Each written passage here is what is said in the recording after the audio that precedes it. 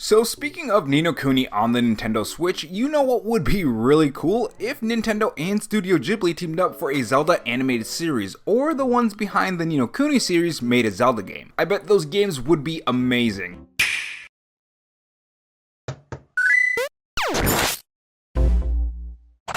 Hey guys, it's Rob here, and welcome back to the Robo-chan Show, where we cover the latest gaming news, leaks, and rumors from Microsoft, Sony, and Nintendo in 2020 and beyond. If you want to be kept up on the latest gaming news, make sure you click that red subscribe button below this video and that notification bell so you know when I upload.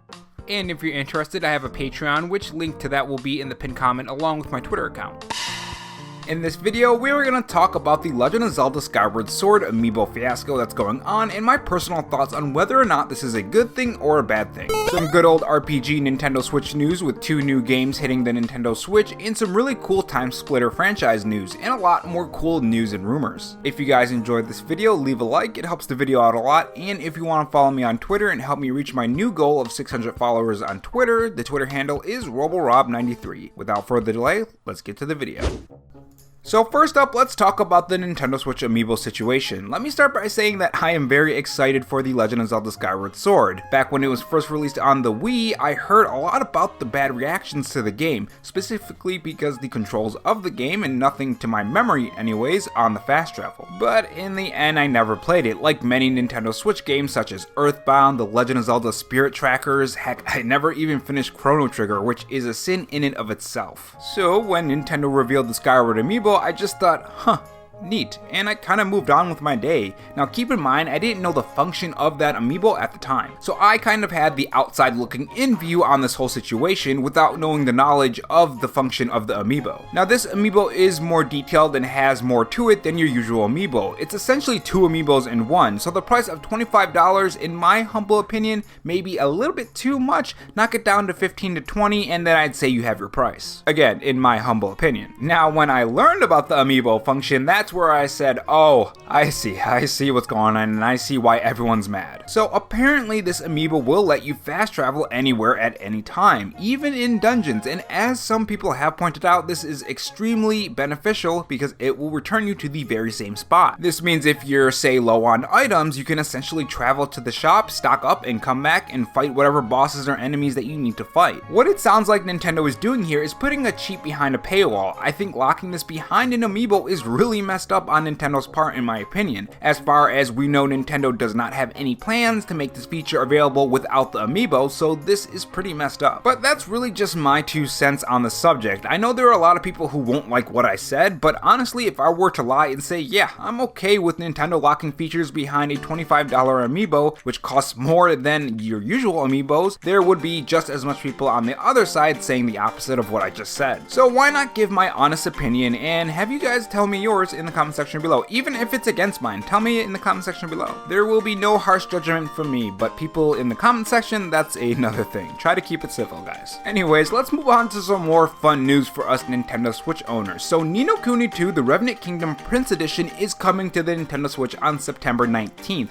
Bandai Namco announced this on Thursday, and it will be the complete version of the 2018 classic. Now for those who haven't played this game and love action RPGs, get this game. It is a fantastic game. I've spent a lot of time on the PC version of this, and wow, it's just so fun. But not only is this game just fun, it's also coming with both DLCs, and because it's on the Nintendo Switch, you get that portability aspect. Now I have it on PC, but I do not have the DLC, so I will probably double dip for this game. This is one of those games that benefits being on the Nintendo Switch because of the portability aspect. And that's something I just really love about the Nintendo Switch is the portability aspect. That's why I love having these ports and these remasters on the Nintendo Switch, because you can't have them portable, or if you do want them portable, you have to emulate them or spend an insane amount of money on some handheld consoles. And you know, not everyone has a lot of money to spend, so it's nice to have these ports. But this really brings up the question, what is next for Bandai Namco on the Nintendo Switch? They have been on full blast with this console, releasing Monster Hunter Rise, Pokemon Snap, along with a ton of very good good ports that benefit the Nintendo Switch, like I said, with its form factor. You know what? Tell me what games you would like to see from Bandai Namco on the Nintendo Switch. I know that Dragon Ball Z Kakarot is rumored, so that can be one of them. That's another game I haven't played yet. And moving on, we have even more RPG news. We have Demon Gaze Extra coming to the Nintendo Switch. Now, the last time I played Demon Gaze was back on the PS Vita, the original Demon Gaze, I believe. Don't quote me on that, but Demon Gaze is a dungeon crawler RPG series that is more along the lines of your classic RPG games you saw on the Nintendo and Super Nintendo, but with more modern bells and whistles, of course. Demon Gaze Extra is a port of Demon Gaze, the first one, and it's said to have better visuals and have better controls and some extra story content. Push Square has a short review on it, and this is what they said about the original Demon Gaze. It may not be genre defining, but Demon Gaze provides Vita owners with somewhat entertaining, albeit gruelingly difficult, introduction to first-person dungeon crawling. Despite its imperfections, an array of handy gameplay mechanics coupled with a colorful cast of characters provides just enough intrigue to justify the 30 or so hours that you'll spend level grinding your way through the adventure. Oh, and Hatsune Miku fans, did we mention that there's a Vocaloid soundtrack? Which, speaking of those type of games, the rhythm games for Hatsune Miku are actually pretty fun. Though I'll be honest, they're not for everyone. So first-person dungeon crawlers seem really a dime a dozen nowadays, so the fact that we can get Demon Gaze Extra on the Nintendo Switch, no less, is really good. Now, as the review says, it's not genre defining by any means, but the gameplay is really fun, it has a colorful cast, and it's just enough to keep you in the game. And the fact that it's more or less a port, it means that it should run flawlessly on the Nintendo Switch. Now, Demon Gaze Extra will launch on the Nintendo Switch on September 2nd and cost 7,480 yen,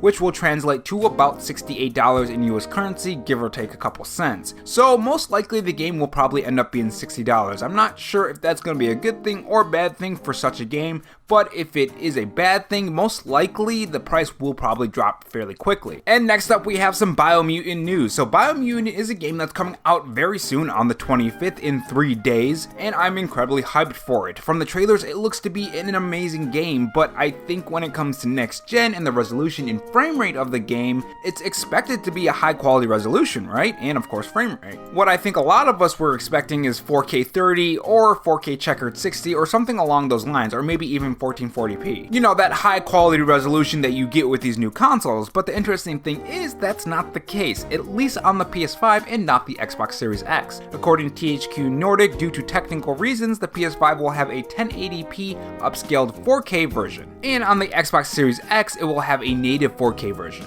And of course this has not gone over well with the PS5 crowd, and if anyone's being toxic towards developers, just cut that crap out. Come on guys, we're probably all grown-ups at this point, let's be adults here. But of course you also have the Xbox fanboys coming out and poking and prodding, let's just stop all that. But anyways, here are my thoughts on this. Realistically, and I'm speaking to the trolls, the toxic fans, and all the people in general, it will probably come to the PS5 at 4K 60. The PS5 can hit native 4K with this. We have seen this time and time again. I mean, look at Ratchet & Clank, that is 4K 60 FPS. I think the difference between the PS5 and the Xbox Series X is that the Xbox Series X can hit 4K a lot easier than the PS5 due to its backwards compatibility. Xbox has done a very good job in that department, and that may be why it's easier for the Xbox Series X to hit 4K than the PS5. Now, don't take that as fact, that's just me looking on the outside looking in. I don't in no way have a lot of technical experience, but I'm just shooting my shot and guessing that's what's happening here. But as with a lot of technical issues, once they're fixed, they can continue with their goal of hitting that 4K. And in our last bit of news, well, it's a rumor actually, but anyways, a new Final Fantasy is getting announced at this year's E3.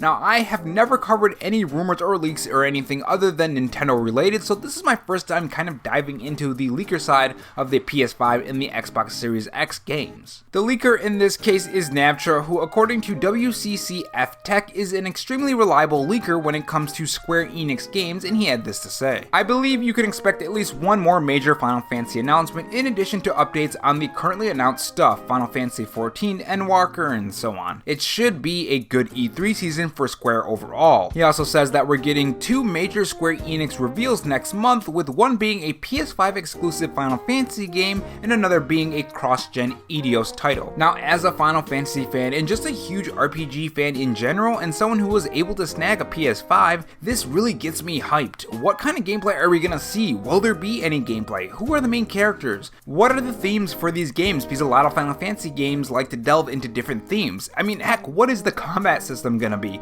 Because we know that Final Fantasy likes to have a lot of different combats. Is it gonna be more actiony? Is it gonna be your more classic RPG, Final Fantasy games like Final Fantasy Tactics? Is it gonna be like that? Like, what is it gonna be like? And another question, is it gonna take advantage of the PS5? Is this gonna be a next-gen PS5 game? All of these questions immediately rushed to my head, and I guess E3 will potentially tell us, because this is a rumor, so don't take it as fact yet. And that's all I have for you guys today. Thanks for watching this episode of the Robotron Show, and if you enjoyed this video, leave a like and subscribe for more gaming news from Sony, Xbox, and of course Nintendo. Thanks for watching, guys, and remember, stay safe, stay charged, and have a good one.